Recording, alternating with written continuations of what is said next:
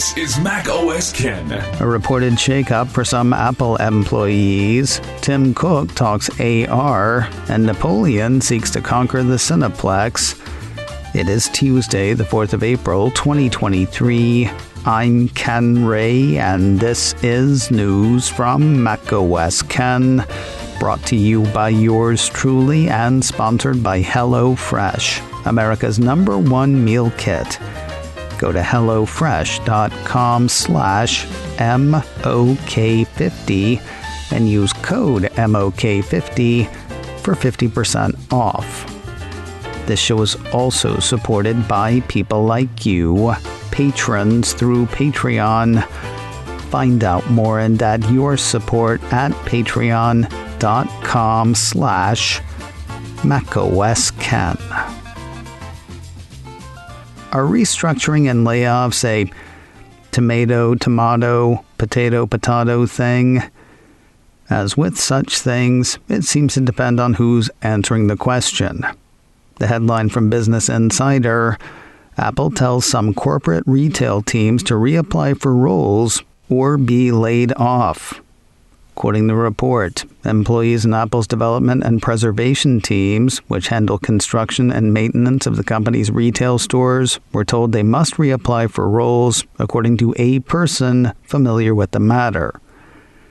A secret person familiar with the matter. Apple declined to comment for the Business Insider piece.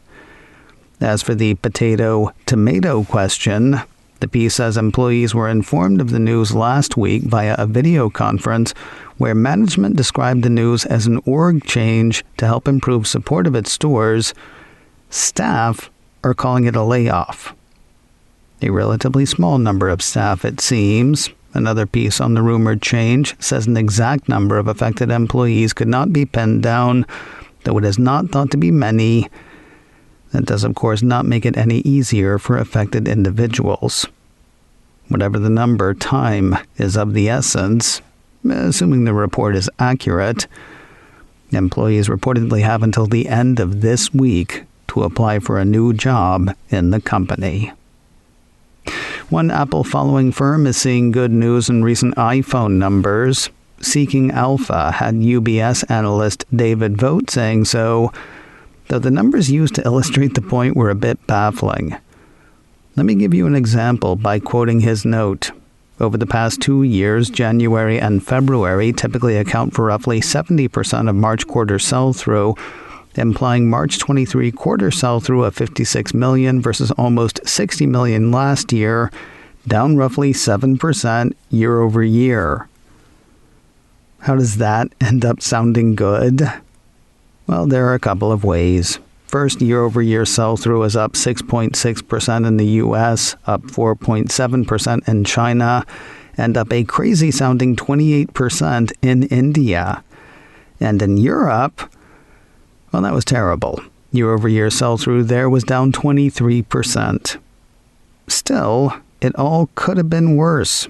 In fact, UBS is now sort of expecting things to be better than they had thought, though they're not strong enough in that thinking to change their stated expectations. Turning again to the vote note, while the aggregate sell-through data on the margin does not change our March iPhone forecast, we know that the recovery in shipments in December and January and quarter-to-date sell-through checks suggest our 52 million iPhone unit estimate could be modestly conservative. UBS has a buy rating on Apple shares. The firm's price target on the shares is $180. Time to pull out a favorite old quote. Mac rumors had the South Korean site The Elec punching the freak-out button on Monday.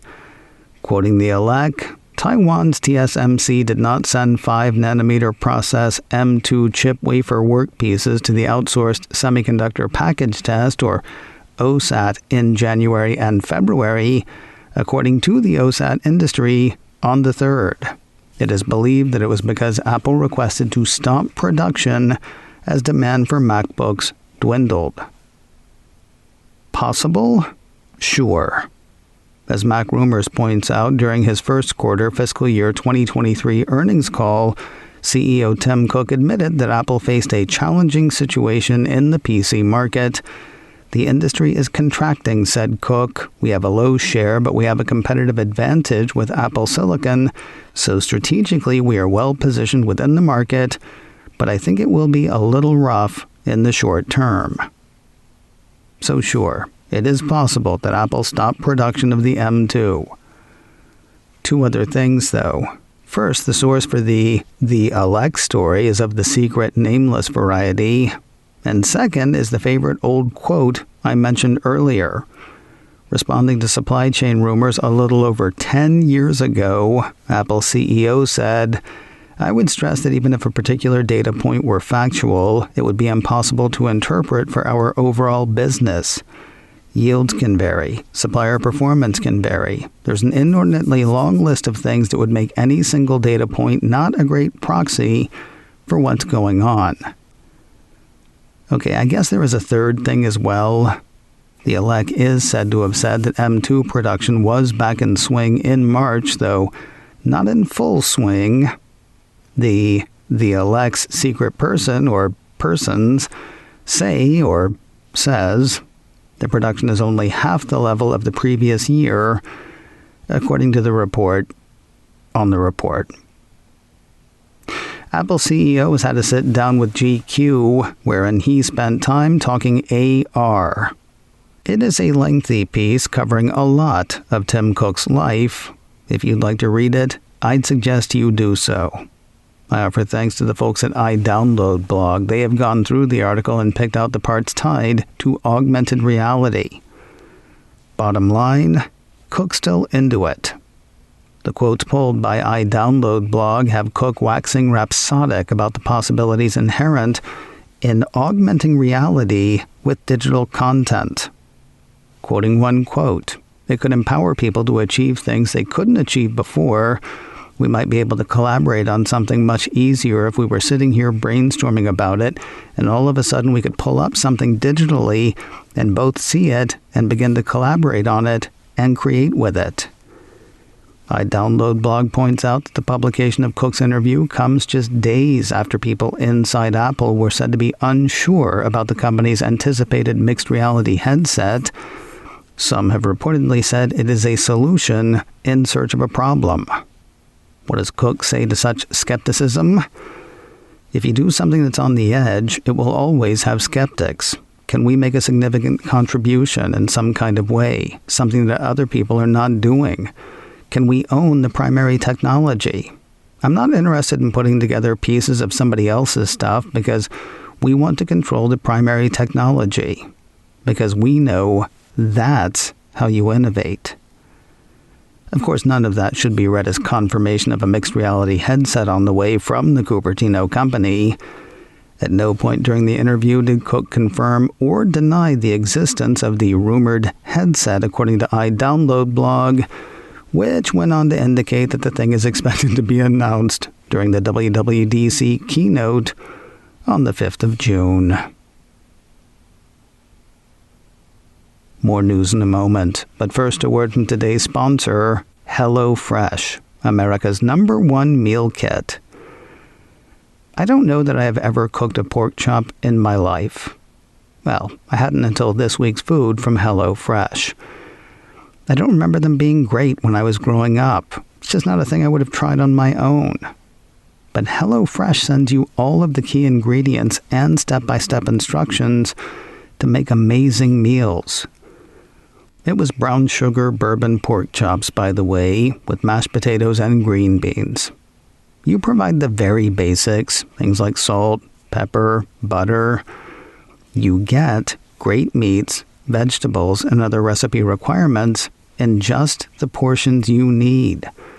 HelloFresh cuts down your food waste by 23%. And with HelloFresh, you're getting seasonal ingredients picked at peak ripeness for quality you can seriously taste.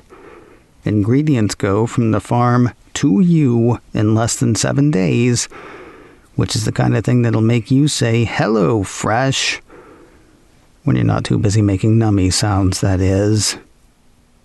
Try it for yourself. go to hellofresh.com/MOK50 and use code MOK50 for 50% off, plus your first box ships free. That's hellofresh.com/MOK50 and code MOK50 for 50% off and free shipping on your first box. Don't miss this great offer on America's #1 meal kit. Get free shipping on your first box and 50% off with code MOK50 at hellofresh.com/MOK50.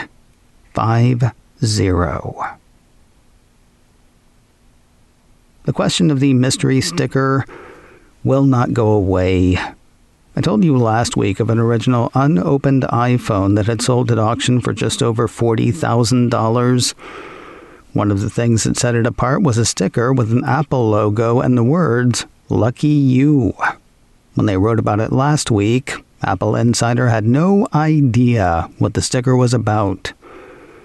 I'd have been happy leaving it a mystery, though I was happier when the Cassie Mac wrote to me on Twitter saying the sticker was used to indicate that an item had been paid for when receipts were emailed and no bag was available. Now somebody has reached out to Apple Insider and said it was something else. A reader of that site who says they worked in Apple retail when the original iPhone launched tells the site that the Lucky You stickers were available during the holidays if customers chose a gift box. We used to have pre-cut and folded boxes that fit the products precisely, and the stickers to seal them, they said.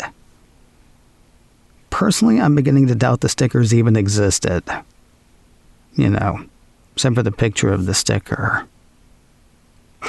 Imagine walking out on Apple. That's actually kind of a headline. The Hollywood Reporter ran a piece late last week saying that Brian Grazer and Ron Howard's production company, Imagine Entertainment, has inked a first-look deal with Amazon.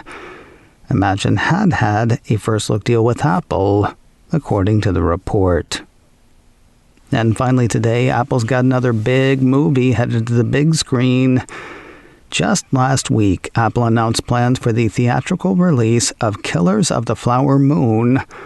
That'll see a limited release on the 6th of October, a wide release on the 20th of October, and a streaming release, Nunya. No word on when it will hit Apple TV+, and that is a phrase you might need to get used to. The Cupertino streamer issued a press release Monday announcing big screen plans for Napoleon. According to the release, Napoleon stars Joaquin Phoenix as the French emperor and military leader. The film is an original and personal look at Napoleon's origins and his swift, ruthless climb to emperor, viewed through the prism of his addictive and often volatile relationship with his wife and one true love, Josephine. Josephine is played by Vanessa Kirby. The film is directed by Ridley Scott.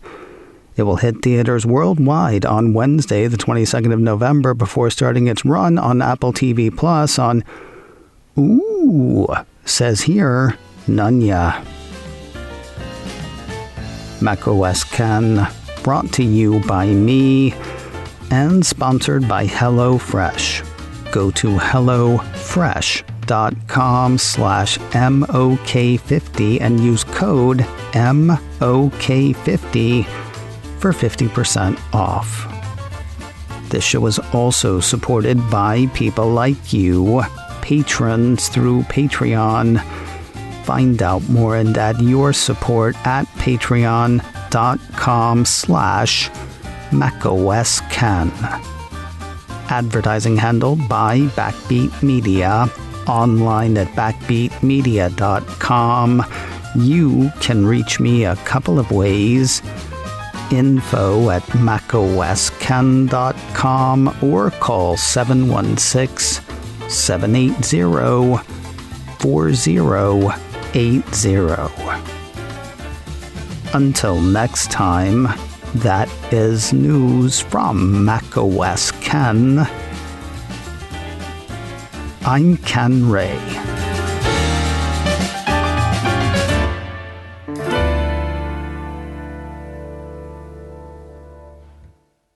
Ciao.